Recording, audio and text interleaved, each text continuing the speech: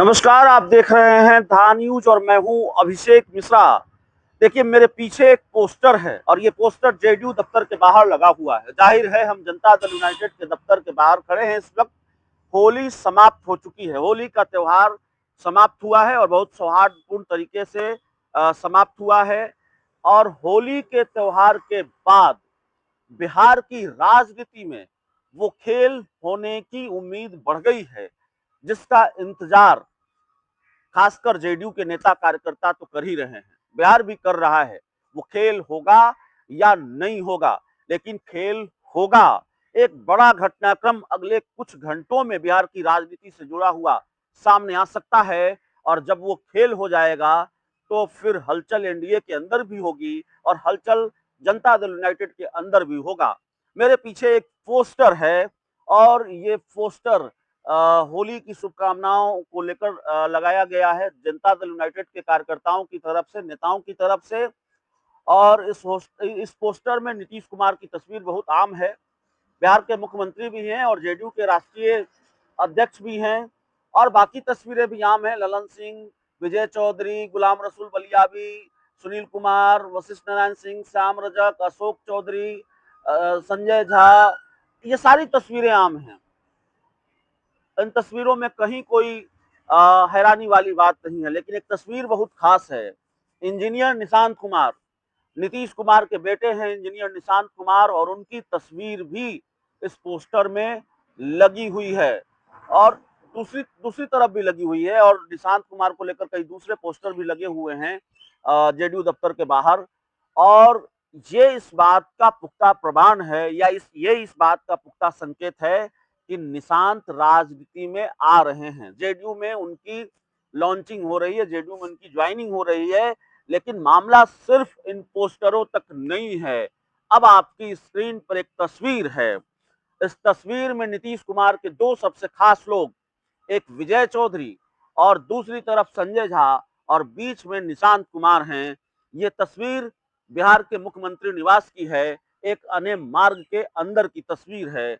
होली के मौके पर नीतीश कुमार अपनी पार्टी के नेताओं और कार्यकर्ताओं से मिलते हैं और खबर जो छन कर आती है सूत्रों के हवाले से कि जो पहले नहीं हुआ, होली तो नीतीश कुमार के घर पर यानी मुख्यमंत्री आवास में पहले भी मनती रही है। बहुत सादगी के साथ नीतीश कुमार होली मनाते हैं। त्योहारों को वो बहुत सादगी के साथ मनाते हैं। वो कोई कुर्ता फार होली नहीं खेलते या कोई बहुत शोर शराबा नीतीश कुमार को पसंद नहीं है। सादगी के साथ, बहुत सादगी संपन्न, सादगी पसंद व्यक्ति रहे हैं नीतीश कुमार। तो सादगी के साथ होली मनाई गई, लेकिन पार्टी के कार्यकर्ताओं नेताओं से कल भी वो मिले, पहले भी मिलते रहे हैं। लेकिन निशांत ने भी होली खेली जेडीयू के नेताओं के साथ, पहले शायद ऐसा नहीं होता रहा है। और जेडीयू के कई कार्यकर्ताओं से, नेताओं से निशांत का परिचय कराया गया, कुछ बड़े अधिकारियों से भी निशांत का परिचय कराया गया और ऐसा लग रहा था कि तैयारी पूरी हो चुकी है। और आखिरी जो तैयारी होती है, आखिरी जो प्रक्रिया होती है, वो सारी चीजें की जा रही है निशांत को जेडीयू में लॉन्च करने से पहले, या फिर यूं कहें कि सरकार या संगठन में कोई बड़ी जिम्मेवारी देने से पहले। तो ये तमाम तरह की तस्वीरें निकलकर सामने आ रही हैं। तो कल मुख्यमंत्री आवास में जो कुछ भी हुआ है होली के बहाने, वो जाहिर तौर पर इस बात के संकेत देता है कि निशांत कुमार राजनीति में लॉन्च हो रहे हैं। नीतीश कुमार के बेटे निशांत की राजनीति में लॉन्चिंग अब तय हो गई है। लेकिन एक बात है, निशांत के हरनौत विधानसभा सीट से चुनाव लड़ने की चर्चा रही है कि वो हरनौत विधानसभा सीट से चुनाव लड़ सकते हैं। तो निशांत विधानसभा का चुनाव नहीं लड़ने जा रहे हैं, जो हमारे पास जानकारी है। हरनौत को लेकर चर्चा ये थी कि हरनौत विधानसभा सीट से ही नीतीश कुमार का राजनीतिक सफर शुरू हुआ था। नीतीश के गृह जिले नालंदा की विधानसभा सीट है हरनौत विधानसभा सीट। 1977 में वो चुनाव हार गए थे, दूसरा चुनाव भी हार गए थे। फिर 1985 में वो चुनाव जीतकर पहली बार नीतीश कुमार विधायक बने थे हरनौत विधानसभा सीट से ही। तो चर्चा थी कि हरनौत विधानसभा सीट से नीतीश कुमार के बेटे निशांत चुनाव लड़ेंगे। लेकिन हरनौत विधानसभा सीट से नीतीश के बेटे निशांत चुनाव नहीं लड़ेंगे, वो विधानसभा का चुनाव ही नहीं लड़ेंगे। जनता दल यूनाइटेड के लिए वो स्टार प्रचारक की भूमिका में होंगे और इसके संकेत तब मिलने लगे हैं जिस अंदाज और मिजाज में निशांत ने मीडिया को फेस किया है, भारतीय जनता पार्टी को यह नसीहत दी है कि पिताजी को सीएम फेस घोषित कीजिए।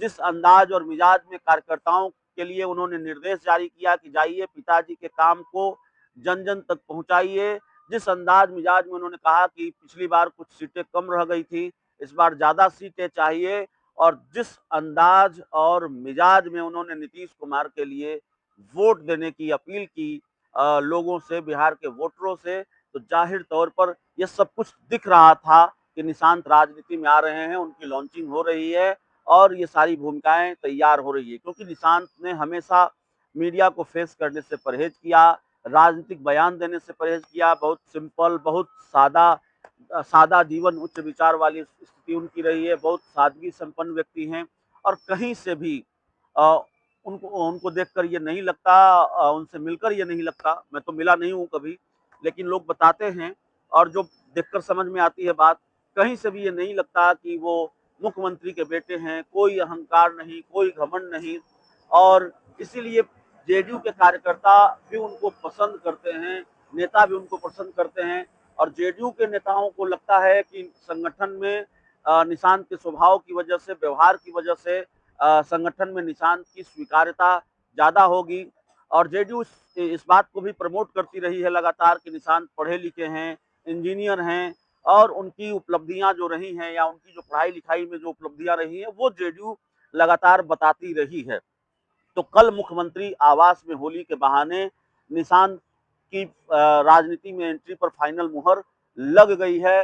नीतीश कुमार भी ऐसा लगता है वो मान गए हैं, मुझे मन से ही कही सही, लेकिन राजनीति में वो परिवारवाद के विरोधी रहे हैं और राजनीति में वो परिवारवाद अपने परिवार को कभी वो नहीं लाए, किसी परिवार के दूसरे सदस्य को नहीं लेकर आए, लेकिन जेडीयू को बचाने के लिए जेडीयू के रणनीतिकारों को ये लगता है निशांत राजनीति में आएंगे तो जेडीयू का अस्तित्व बचा रह जाएगा।